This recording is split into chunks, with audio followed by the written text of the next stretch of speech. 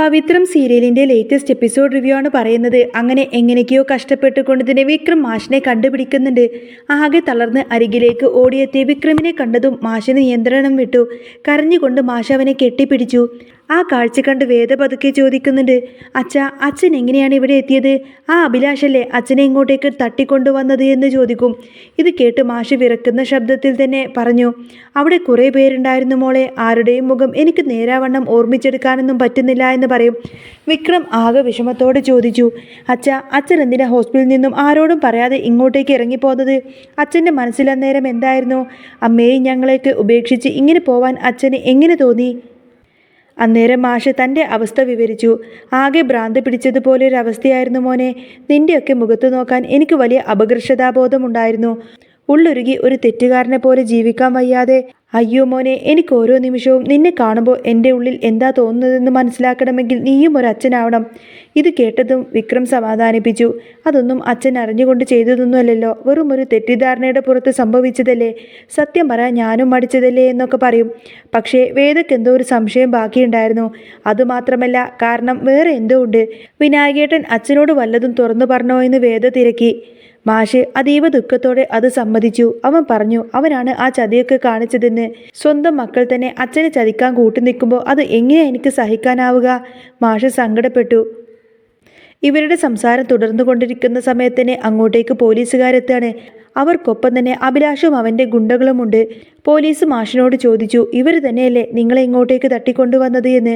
മാഷ് ദേഷ്യത്തോടെ അവരെ നോക്കിയിട്ട് പറഞ്ഞു, അതെ സർ, ഇവർ തന്നെയാണ്, ഈ അഭിലാഷാണ് വണ്ടി ഓടിച്ചിരുന്നത് എന്ന് പറയും.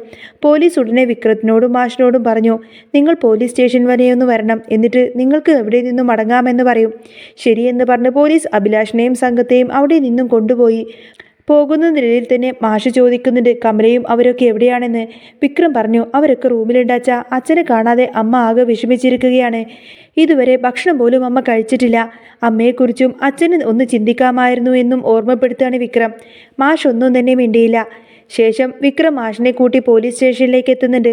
അവിടെ വെച്ച് വിക്രം പോലീസിനോട് ആവശ്യപ്പെട്ടു, സർ, ഇതിൻ്റെ പിന്നിൽ ആരോ ഉണ്ടെന്ന് എനിക്കറിയാം. പോലീസ് സ്റ്റേഷനിൽ വെച്ചുകൊണ്ട് തന്നെ വിക്രം പോലീസുകാരനോട് ആവശ്യപ്പെട്ടു, സർ, ഇതിൻ്റെയൊക്കെ പിന്നിൽ മറ്റാരോ ഉണ്ട് എന്ന് എനിക്കറിയാം. അഭിലാഷിന് ഒരു പക്ഷേ ഇതവർ കൊട്ടേഷൻ കൊടുത്തതായിരിക്കും. ആരാണ് ഇതൊക്കെ ചെയ്യിപ്പിച്ചത് എന്നും ഇതിൻ്റെ പിന്നിൽ ആരാണെന്നൊക്കെ എനിക്ക് അവനെ കൊണ്ട് സത്യം പറയിപ്പിക്കണം സർ. ഇൻസ്പെക്ടർ പറഞ്ഞു, അതൊക്കെ എനിക്കറിയാം, നീ എന്നെ പഠിപ്പിക്കാനൊന്നും വരണ്ട.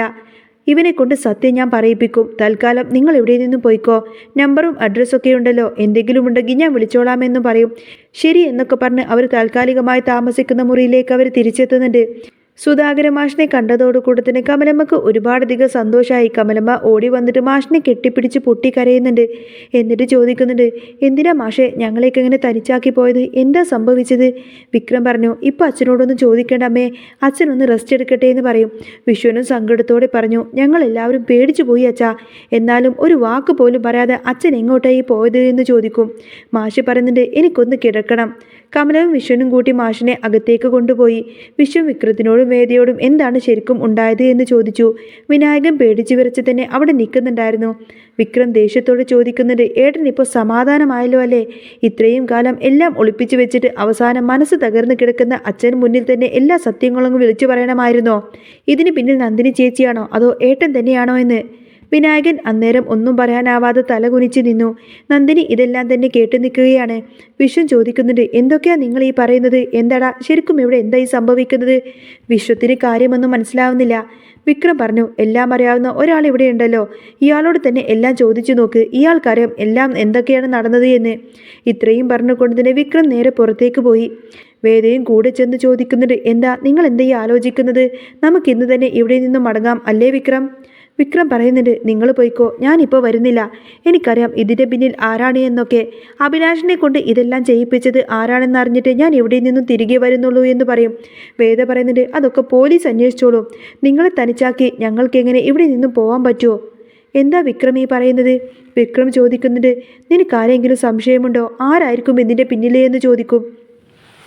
വേദ പറയുന്നുണ്ട്, എനിക്ക് സംശയമുള്ളത് ആ MLA വാസവനെയാണ്. പക്ഷേ അയാൾ ഇവിടെ വന്നിട്ട് ഇങ്ങനെയൊക്കെ കാണിക്കേണ്ട കാര്യമുണ്ടോ? വിക്രം പറയുന്നുണ്ട്, അതാണ് എനിക്കും അറിയേണ്ടത്. എന്താണ് അവർക്ക് വേണ്ടത് എന്നറിയണം. അച്ഛനെ തട്ടിക്കൊണ്ടുപോയത് എന്തിനാണെന്നറിയണം. വേദ പറയുന്നുണ്ട് അതൊക്കെ പോലീസ് പറയിപ്പിച്ചോളും. യഥാർത്ഥ സൂത്രധാരൻ അധിക നാളൊന്നും ഇങ്ങനെ മറിഞ്ഞിരിക്കില്ല. അഭിലാഷിനെ രക്ഷിക്കാൻ അവർ ശ്രമിക്കും, അത് ഉറപ്പാണ് എന്ന് വിക്രം പറഞ്ഞു. അതുകൊണ്ട് തന്നെയാണ് ഞാൻ ഇവിടെ നിൽക്കണമെന്ന് പറഞ്ഞത്. വിക്രം സ്റ്റേഷനിൽ ചെന്ന് ഇൻസ്പെക്ടറോട് ചോദിക്കുന്നുണ്ട്, അവൻ സത്യം പറഞ്ഞോ? ആരാണത് ചെയ്തത്? ഇൻസ്പെക്ടർ പറഞ്ഞു, താൻ ഇരിക്കു വിക്രം, ഞാൻ സംസാരിക്കട്ടെ എന്ന് പറയും. വിക്രം ഇരുന്നിട്ട് എന്താ സർ എന്ന് ചോദിക്കുമ്പോൾ ഇൻസ്പെക്ടർ പറഞ്ഞു, എടോ അവന്മാരെയൊക്കെ ഇവിടെ നിന്നും ജാമ്യത്തിലിറക്കി കൊണ്ടുപോയി എന്ന് പറയും. എന്നാൽ ഇത് കേട്ടതോടുകൂടി തന്നെ വിക്രം അങ്ങ് ഞെട്ടിപ്പോയി. സർ എന്താ ഈ പറയുന്നത്? ജാമ്യത്തിൽ ഇറക്കി വിട്ടെന്നോ? എൻ്റെ അച്ഛനെയാണ് അവന്മാർ തട്ടിക്കൊണ്ടുപോയത്. ഇതൊക്കെ ആരാണ് ചെയ്യിപ്പിച്ചത് എന്നെങ്കിലും എനിക്കറിയണ്ടേ എന്ന് ചോദിക്കും. അന്നേരം ഇൻസ്പെക്ടർ പറയുന്നുണ്ട്, എടാ അയാളെ ജാമ്യത്തിലെടുത്തത് നിങ്ങളുടെ കേരളത്തിലെ MLA വാസവനാണ്. എനിക്ക് എന്ത് ചെയ്യാനാവും? പരാതി ഉണ്ടെങ്കിൽ അവിടുത്തെ സ്റ്റേഷനിൽ കൊടുക്ക്. ഇനി ഞങ്ങൾക്ക് ഇതുമായിട്ട് യാതൊരു ബന്ധവുമില്ല എന്ന് പറയും. ഇത് കേട്ടതോടുകൂടി തന്നെ വിക്രത്തിന് ദേഷ്യവും സങ്കടവും ഒരുപോലെ വന്നു.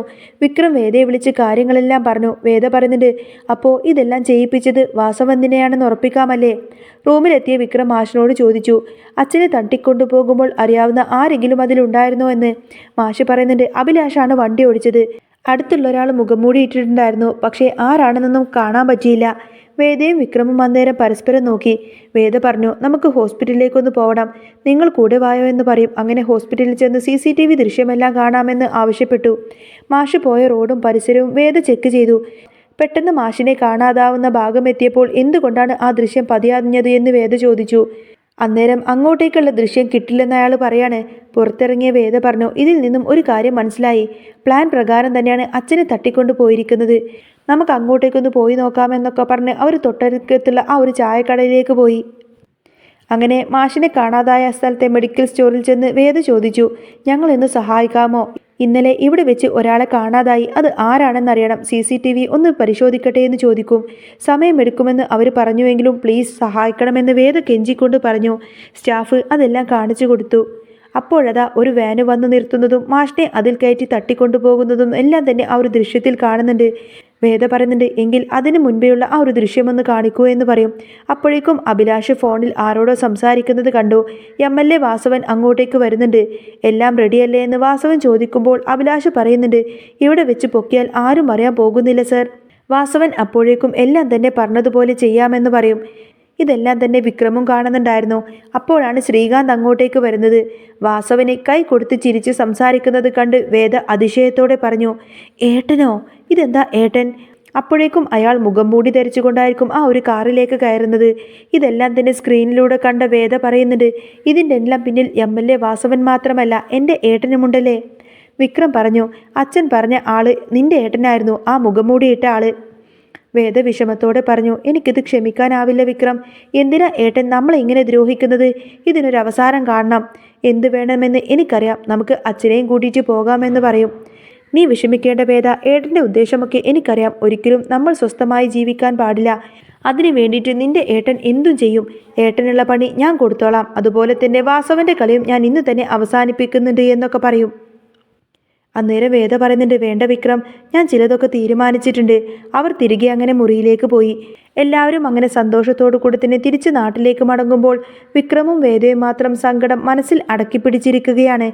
തന്നെ പിടിച്ച് തട്ടിക്കൊണ്ടുപോയത് വാസവനും ശ്രീകാന്തുമാണെന്ന് മാഷിന് അറിയാമായിരുന്നിട്ട് പോലും മാഷ് അത് വിക്രത്തിനോടോ വേദയോടോ ഒന്നും പറയുന്നില്ല.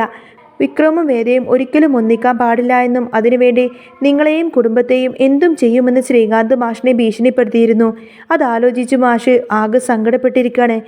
ഇനി വിക്രം ഒരിക്കലും ആപത്തിൽ പെടാതിരിക്കാനും പ്രശ്നങ്ങൾ ഉണ്ടാവാതിരിക്കാനും മാഷ് എല്ലാ സത്യങ്ങളും ആരോടും പറയാതെ തന്നെ മനസ്സിൽ അടക്കി പിടിക്കുകയാണ്. അങ്ങനെ നാട്ടിലേക്കുള്ള ആ ഒരു യാത്രയിൽ വിക്രമും വേദയും പുറത്തെ കാഴ്ചകളിലേക്ക് നോക്കി മൗനമായിരുന്നുവെങ്കിലും അവരുടെ ഉള്ളിൽ പഴയ കനലെരിയുന്നുണ്ടായിരുന്നു. വണ്ടി വീട് മുറ്റത്ത് വന്നു നിന്നപ്പോൾ എല്ലാവരും സന്തോഷത്തോടെ അതിൽ നിന്നും ഇറങ്ങി. എന്നാൽ വിക്രം നേരെ പോയത് തൻ്റെ മുറിയിലേക്കല്ല, മറിച്ച് വിനായകനേട്ടൻ്റെ അടുത്തേക്കാണ്.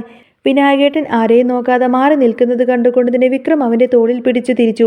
ഏട്ടാ, അച്ഛനെ കാണാതായപ്പോൾ സമാധാനമായെന്ന് കരുതിയല്ലേ?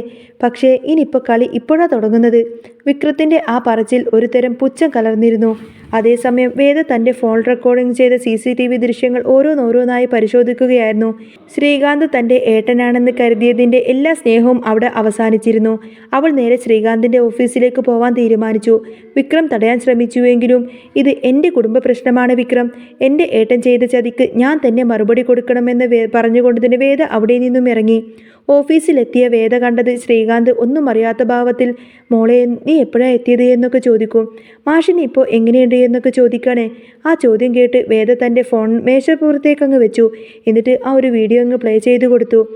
വാസവന് കൈ കൊടുത്തുകൊണ്ട് തന്നെ അപകടം പ്ലാൻ ചെയ്യാൻ വേണ്ടിയിട്ട് മുഖംമൂടി അണിഞ്ഞുകൊണ്ട് തന്നെ കാറിലേക്ക് കയറുന്ന ആ ഒരു ദൃശ്യം വേദ ശ്രീകാന്തിന് കാണിച്ചു കൊടുക്കുന്നതോടുകൂടി തന്നെ ശ്രീകാന്തിൻ്റെ മുഖത്ത് ചിരി അങ്ങ് മാഞ്ഞു. പകരം ഒരു വിളർച്ച പടർന്നു. ഇത് കണ്ടിട്ട് ഏട്ടൻ എന്താ പറയാനുള്ളത്? വേദ ചോദിച്ചു. സ്വന്തം അച്ഛൻ്റെ സ്ഥാനത്ത് കാണേണ്ട ഒരാളെ ഗുണ്ടകളെ വിട്ട് തട്ടിക്കൊണ്ടുപോയി ഭീഷണിപ്പെടുത്താൻ ഏട്ടന് എങ്ങനെ മനസ്സ് വന്നു? വേദയുടെ ശബ്ദമിടറി. ശ്രീകാന്ത് അഹങ്കാരത്തോടെ കസേരയിലേക്ക് അങ്ങ് ചാഞ്ഞിരുന്നു. നീ വിക്രത്തിനെ സ്നേഹിക്കുന്നത് എനിക്കിഷ്ടമല്ല വേദ. അവൻ എൻ്റെ ശത്രുവാണ്. അവനെ തളർത്താൻ അവൻ്റെ അച്ഛൻ തന്നെ വേണം. അതുകൊണ്ട് ഞാൻ ഇനിയും ഇങ്ങനെ തന്നെ ചെയ്യും. ഇത് കേട്ട് വേദയുടെ ഉള്ളിലെ സങ്കടം പിന്നെ ദേഷ്യമായി മാറി. വാസവനും ഏട്ടനും കൂടി ചേർന്ന് കളിച്ച കളിക്ക് ഞാൻ അന്ത്യം കുറിക്കും. ഇതിൻ്റെ ഒറിജിനൽ വീഡിയോ ഇതിനോടകം തന്നെ കമ്മീഷണർക്ക് പോയിട്ടുണ്ട്.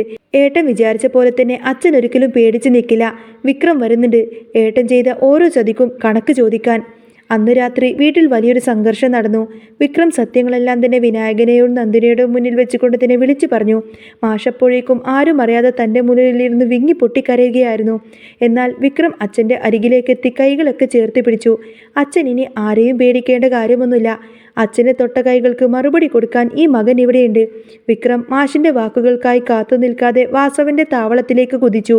അവിടെ ചെന്ന് നടന്ന സംഘടനത്തിൽ വാസവൻ്റെ അഹങ്കാരമെല്ലാം തന്നെ വിക്രം അങ്ങ് തകർത്തു. അവസാനം പോലീസിനെ കൊണ്ട് തന്നെ വാസവനെ അറസ്റ്റ് ചെയ്യിപ്പിച്ചു. നാട്ടിലേക്ക് മടങ്ങിയെങ്കിലും സത്യങ്ങളറിഞ്ഞ വിക്രമും വേദയും പഴയതുപോലെ ആയിരുന്നില്ല. അവരുടെ പ്രണയത്തിന് ഇപ്പോൾ പ്രതികാരത്തിൻ്റെ മൂർച്ച കൂടിയിരുന്നു. സ്വന്തം കുടുംബത്തിൽ നിന്ന് തന്നെ ഏൽക്കേണ്ടി വന്ന ആ ചതികൾക്ക് അവർ എങ്ങനെ തിരിച്ചടി നൽകുമെന്നത് ആ നാടിനെ തന്നെ മുഴുവൻ അമ്പരപ്പിച്ചു. നന്ദിനി ഇതെല്ലാം കണ്ട് പകച്ചു നിൽക്കുമ്പോൾ വിക്രം വേദയോട് പറഞ്ഞു. ഇനി നമ്മൾ ഒന്നിച്ചു തന്നെ നിൽക്കും വേദ. ആര് തടയാൻ വന്നാലും നമ്മളത് തകർക്കും. കമലത്തിൻ്റെ പ്രാർത്ഥനകൾക്കിടയിലും കുടുംബത്തിൻ്റെ പുതിയൊരു യുദ്ധം തുടങ്ങുകയായിരുന്നു. അങ്ങനെ പവിത്രം സീരിയലിൽ നമ്മൾ ഒട്ടും തന്നെ പ്രതീക്ഷിക്കാത്ത രീതിയിലുള്ള വമ്പൻ ട്വിസ്റ്റ് നിറഞ്ഞ എപ്പിസോഡൊക്കെ തന്നെയാണ് കേട്ടോ വരാൻ പോകുന്നത്. അപ്പോൾ നിങ്ങൾക്ക് ഈ ഒരു ചാനൽ ഇഷ്ടമാവുകയാണെങ്കിൽ സബ്സ്ക്രൈബ് ചെയ്യാനും സപ്പോർട്ട് ചെയ്യാനും മറക്കല്ലേ. നെക്സ്റ്റ് വീഡിയോ ആയിട്ട് ഉടനെ വരാം. ബൈ.